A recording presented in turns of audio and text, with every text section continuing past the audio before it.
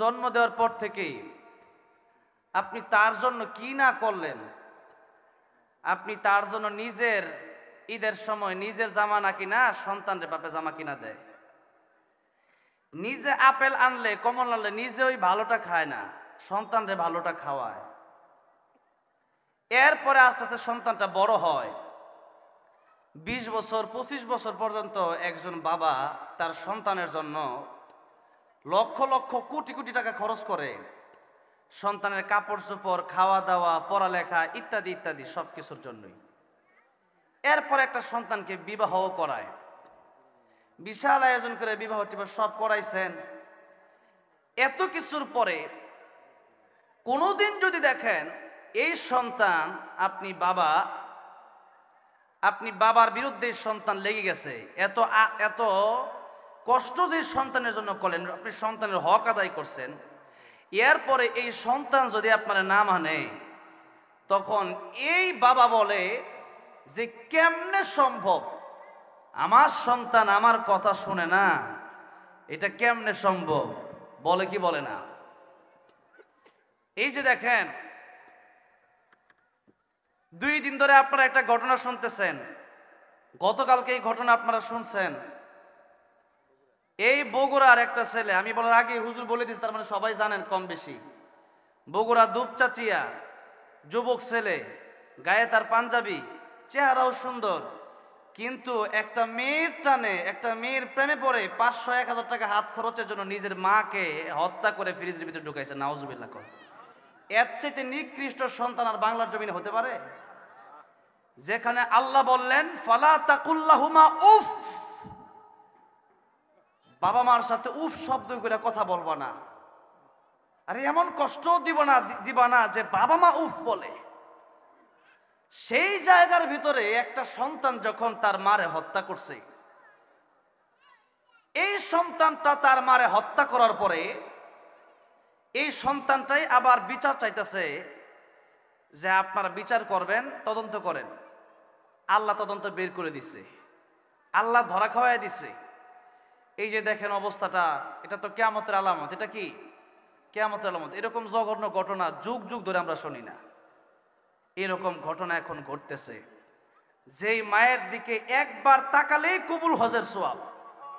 সুবহানাল্লাহ বলবেন না? সুবহানাল্লাহ। সাহাবী বললেন ইয়া রাসূলুল্লাহ, ইয়া হাবিবাল্লাহ, মায়ের দিকে তাকালেই যদি কবুল হজের সওয়াব হয়, বাবার দিকে তাকালেই যদি কবুল হজের সওয়াব হয়, ওই জনম দুঃখিনী মা আর কলিজার বাবার দিকে যদি আমি 100 বার তাকাই, আমার আল্লাহকে আমার 100 বার কবুল হজের সওয়াব দিবে নাকি?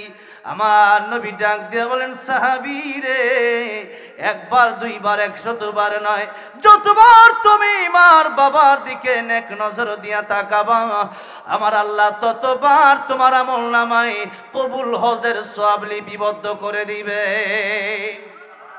কবুল হজের সওয়াব মিলে মাকে একবার দেখিলে, মা কেন এত দামি জানে না সকলে, মা কেন এত দামি জানে না সকলে। জানতো যদি পড়তো দেখে কোরআন হাদিস খুলে, জানতো যদি পড়তো দেখে কোরআন হাদিস খুলে, কবুল হজের সওয়াব মিলে, মকবুল হজের সওয়াব মিলে, মাকে একবার দেখিলে, মা কেন এত দামি জানে না সকলে, মা কেন এত দামি জানে না সকলে। ঠিক কিনা বলেন?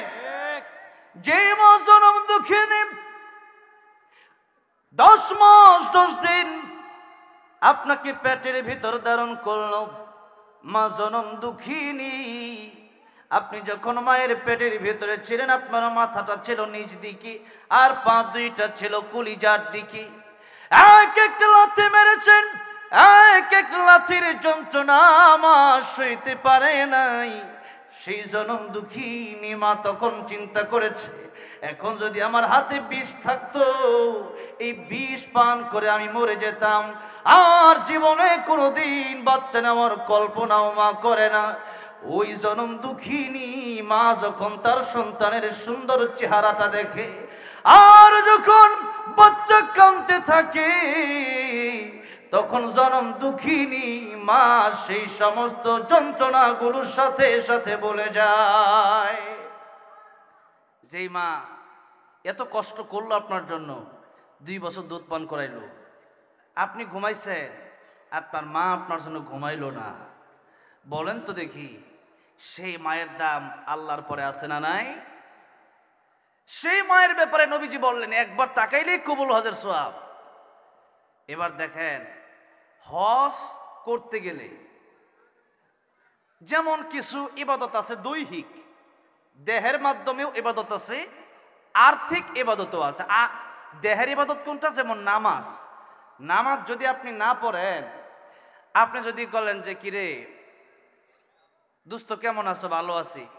এই যে না তোমার 500 টাকা দিলাম, ফজরের নামাজ আমি একদিনও পড়তাম না, তুমি পড়ে দিও প্রত্যেক দিন। বলেন টাকার দাপটে কি নামাজের এই গুনাহ থেকে আপনি মুক্তি পাবেন? নামাজ না পড়ার গুনাহ থেকে? অথবা ফজরের নামাজ পড়লে যে সওয়াবটা হলো, আপনি যদি টাকার গরম দেখায় বলেন যে আমার 50,000 আছে, আমি মাদ্রাসা দিয়ে দিলাম, ফজর পড়বো না, বলেন এই টাকার গরমে কি নামাজের সওয়াব আপনি পাবেন? কোনোভাবেই সম্ভব না। এটা হচ্ছে দৈহিক ইবাদত, এটা দেহের মাধ্যমে আপনাকে করতেই হবে, এটা টাকা দিয়ে সম্ভব না। নামাজ আপনাকে মসজিদে গিয়া জামাতের সাথে আপনাকে সশরীরে উপস্থিত হয়ে আদায় করতে হবে, ঠিক কিনা বলেন? আমাদের দেশে কিছু লোক আছে, এরা বলে বাউল শিল্পী, এরা ওয়াজও করে, আবার গানও গায়, আবার উল্টাপাল্টা কথাও বলে। এরা মাঝে মধ্যে বলে যে মনের নামাজই নাকি বড় নামাজ। নাউজুবিল্লাহ। মনের নামাজ যদি বড় নামাজ হয়, একটা কথা আপনারা শুধু বুঝবেন, মনের নামাজ যদি বড় নামাজ কেউ যদি বলে, তাহলে আমিও বলতে চাই মনের খাবার বড় খাবার। 3 দিন বট গাছের নিচে এদেরকে বেঁধে রাখা হবে, এরপর বলতে হবে যে এই যে 3 দিন বেঁধে রাখলাম, কোনো খাওন নাই, পানি নাই, হ্যাঁ তাড়াতাড়ি গলা শুকায় গেছে, পানি দাও, খিদার সুসুরে বাঁচতেছি না, তখন আপনি বলবেন কোনো খাও নাই, তুই মনে মনে খা। নামাজ যদি মনের নামাজ বড় নামাজ হয়, তাহলে খাওন তো মনের খাওন বড় খাওন হইতেইব। ও খাই ভাই এমনি দেহ দিয়া, মুখ দিয়া, জিব্বা দিয়া, আর আল্লাহর নাম জবান দিয়ে ডাকলে ওটা বুঝি মনে মনে চিন্তা করলে হয়ে যাইব। তাহলে যেমনি ভাবে খাওয়া দাওয়া মনে মনে কলা খাইলে যেমন আসল কলা খাওয়া হয় না, ঠিক তেমনি ভাবে এই দেহের মাধ্যমে অন্তরে আল্লাহর ভয় নিয়ে নামাজ না পড়লে, মনে মনে নামাজ পড়লে ওইটা নামাজ হয় না। এবার আসেন এই যে দৈহিক ইবাদত, আবার কিছু ইবাদত আছে আর্থিক ইবাদত, যেমন যাকাত। যাকাত যদি আপনি দেন, যাকাত আপনার টাকা আছে, ওই টাকা থেকেই যাকাত আপনাকে দিতে হবে। এবার আসেন টাকা না দিয়া আপনি মনে করলেন যে এমনি মাঝে মাঝে 2-4 টাকা দান করে দিলাম, ওইটা যাকাত হয়ে যাবে, হবে? হবে না। বা দান সদকাই বলেন, দান সদকা করতে হলে একটা অর্থ দিতে হয়, যে 500 টাকা মসজিদ মাদ্রাসার লেগে দেন, তাহলে আপনি যদি কোন যে আপনি দি মনে, অনেক লোক আছে কিন্তু কই দি মনে, এরপরে আর দেয় না, আছে না নাই? ওয়াজের সময় কোথাও দি মনে, এরপরে মাসকে মাস দেয়, খুঁজ পাওয়া যায় না। তো এটা হইলো আর্থিক ইবাদত। তো নামাজ আপনাদেরকে বুঝাইলাম, আর যাকাত আপনাদেরকে বুঝাইলাম। নামাজটা হইল দৈহিক ইবাদত, আর যাকাতটা হইল আর্থিক ইবাদত। এখন দৈহিক এবং আর্থিক উভয়টার সমন্বয়ে একটা ইবাদত আছে, ওই ইবাদতের নাম হইল হজ। ওই ইবাদতের নাম কি? হজ করতে হইলে আপনাকে মনে রাখতে হবে আপনার দেহ সুস্থ থাকতে হবে। 2 নম্বরে আপনার টাকা পয়সা থাকতে হবে। আপনার টাকা নাই, হজ ফরজ হবে?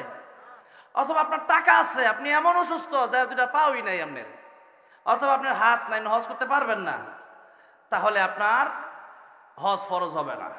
দৈহিক আর্থিক এই দুইটারই সক্ষমতা লাগবে, তাতেই আপনার হজ ফরজ হবে, এছাড়া হজ ফরজ হবে না। এরপরে দেহ হইল আপনি সুস্থ। আবার এই যে এবার তো আমি হজে যাচ্ছি আলহামদুলিল্লাহ, হজে আমার তো আল্লাহ নিয়ে যাইতেছে, আমার আল্লাহ ফিরি লইয়া যায়। তো এখন সাধারণ মানুষ যদি 8-10 লাখ টাকা লাগে, লাগে না? 8-10 লাখ টাকা লাগে হজে যাইতে হইলে। তো এখন 8-10 লাখ টাকাও লাগে, আবার আপনার দেহও লাগে, দুইটা দিয়েই গেলেন কথার কথা। এরপরে হজ করলেন, হজ তো কবুল হইতেও পারে নাও, কথা এখন ঠিক না ঠিক? কিন্তু জনম দুঃখিনী প্রাণ প্রিয় বাবার দিকে মায়ার নজর দিয়া যদি একটা নজর তাকাতে পারেন, আল্লাহ নবী বিশ্ব নবী রাহমাতুল লিল আলামিন বললেন, ও দুনিয়ার মানুষেরা, কবুল হজের সব আল্লাহ তোমাদের আমল নামায় দিয়ে দিবে। কি হজ? কবুল হজ। এবার চিন্তা করেন, বছরে কয়বার হজ করা যায়? হজ একবার, জিল হজ মাসে। বছরে একবার হজ করা যায়, তাও জিল হজ মাসে নির্দিষ্ট সময়ে। আগামী জিল হজ মাস শেষের আগে আগে আমি বাঁচবো কিনা জানি না, আপনি বাঁচবেন কিনা জানেন না, কিন্তু মা দরদি যখন বেঁচে আছে, প্রাণের বাবা যেহেতু বেঁচে আছে, ঘরের ভিতরে গিয়া একটা আপেল নিয়ে, একটা কমলা নিয়া, 1 কেজি আঙ্গুর নিয়া মায়ের সাথে দেখা করবেন। মা একটা হাসি দিবে। ওই মায়ের হাসির দাম কত? ওই যে আপনার সুন্দর চেহারা, আপনার আচরণে খুশি হইয়া মা হাসলো, মা খুশি হলো, এতেই আমার আল্লাহ রাব্বুল আলামিন আপনার কবুল হজের সব সাথে সাথে আমল নামায় লিখে দিবে।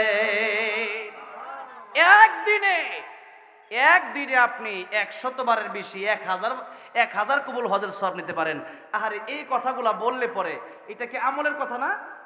এটা কি আমলের কথা না? এই কথাগুলো আমরা মানি না। একটা হজ করতে যাবে, 500 লোকের কাছে দোয়া চায়, এরপরে কি কত নানান ধরনের বাহানা। হজ করতে যাবে, এটা দে ওইটা দে দেখায়, জামো দোয়া করো, আর মায়ের দিকে তাকাইলেই কবুল হজের সওয়াব হচ্ছে। এই যে ওয়াজটা করলাম, এই ওয়াজ কি এটা কি কোটি টাকা দিয়ে পাওয়া যাবে নাকি ওয়াজ? এই যে ওয়াজটা করলাম, এই ওয়াজ যদি আপনি মানতে পারেন তবেই তো মাহফিল সফল। তাহলে আজকে থেকে এই যে কথাটা, এটা আপনি গুরুত্ব দিয়ে নেবেন যে মা জনম দুঃখিনী, যেই মায়ের দিকে তাকালেই কবুল হজের সওয়াব। যে যখনই বাড়িতে যাব, মার দিকে চোখটা সুন্দর করে দিয়ে হাসি মুখে তাকাবেন। রাজি আছেন না? ইনশাল্লাহ। যখনই ঢুকবেন, আসার সময় মার 100 টাকা দিয়েইবেন, আসার সময় একটা কিছু একটা হাদিয়ে দিয়েবেন মারে। আজকে আমরা মাকে আর বাবাকে কিছু টাকা পয়সা মা বাপ চাইলে মনে হয় মেজাজ গরম হয়ে যায়। জোরে কোন ঠিক না? ঠিক। 2 দিন পরে খালি এত টাকা পয়সা দূর। আর আপনি আসলেন তার জন্য, আপনার জন্য সারা জীবন মা বাপ দিয়ে দিল, আর এখন আপনি কিছু টাকা দিতে গেলে পরে আপনার গায়ে লাগে। যে সন্তানটা তার মারে মেরে ফেললো, এই সন্তানটা কি আর বুঝলো যে মার যে এত দাম? যেই মায়ের পায়ের নিচে নবীজি বললেন জান্নাত রয়েছে, সেই মারে জবাই কইরা দিয়া জান্নাত হারায় ফেলছে। ঠিক কিনা জোরে বলে? আল্লাহ আমাদেরকে এই সমস্ত আযাব গজব থেকে, এই সমস্ত শয়তানি থেকে হেফাজত করেন, বলেন আমিন। বলতেছিলাম, একজন মা একজন বাবা, সেই মা বাবার সাথে বেয়াদবি যখন করে, তখন বাবা মা এই কথাটা বলে যে আমার সন্তান হইয়া আমার সাথে কেমনে বেয়াদবি করলো, এটা কিভাবে সম্ভব? মা বাবা আশ্চর্য হইয়া মাঝে মধ্যে বলে, কি বলে না? বলে। ঠিক তেমনি ভাবে আল্লাহ রাব্বুল আলামিন সূরা বাকারার 28 নম্বর আয়াতে বললেন, কাইফা তাকফুরুনা বিল্লাহি ওয়া কুনতুম আমওয়াতা وكنتم أمواتا فأحياكم ثم يميتكم ثم يحييكم ثم إليه ترجعون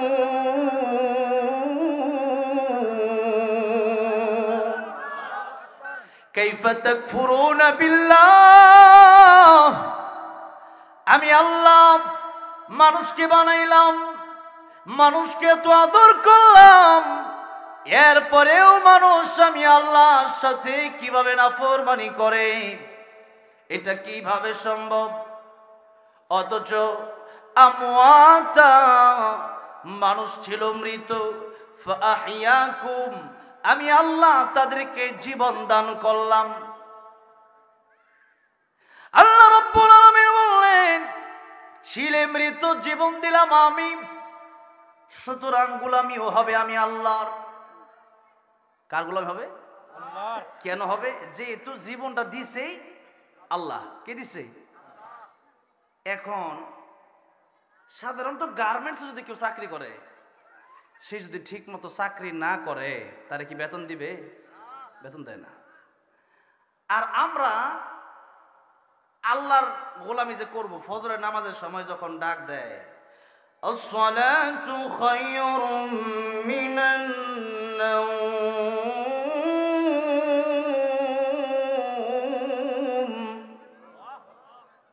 নামাজ হচ্ছে যখন ঘুম ভালো কয় তখন ল্যাপটার আরো টান দিয়া মা তারা বিত্তে নিয়ে আমার ঘুমই বালা, যখন ঠিক না ঠিক।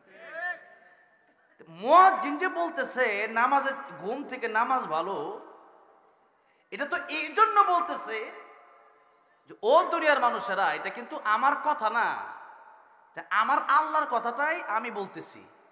আর সলাতু খায়রুম মিনান নাওম যে বলতেছি, এটা কি মুয়াজ্জিনের কথা না আল্লাহর কথা? আল্লাহর কথা। আল্লাহর প্রতিনিধি হইয়া মুয়াজ্জিন মসজিদে বলতেছে as-salatu khairun minan nawm। আর আপনি যখন ল্যাব দিয়া উল্টা এই মাথা ঘুরে লইলেন, তখন বলেন আমার আল্লাহ কি দেখে কি দেখে না? আমার আল্লাহ তো দেখতেছেন। তখন আমার আল্লাহ কষ্ট পায় কি পায় না?